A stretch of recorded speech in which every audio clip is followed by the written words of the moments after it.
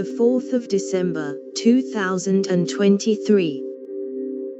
Why this top 10 player thinks world tennis needs an overhaul.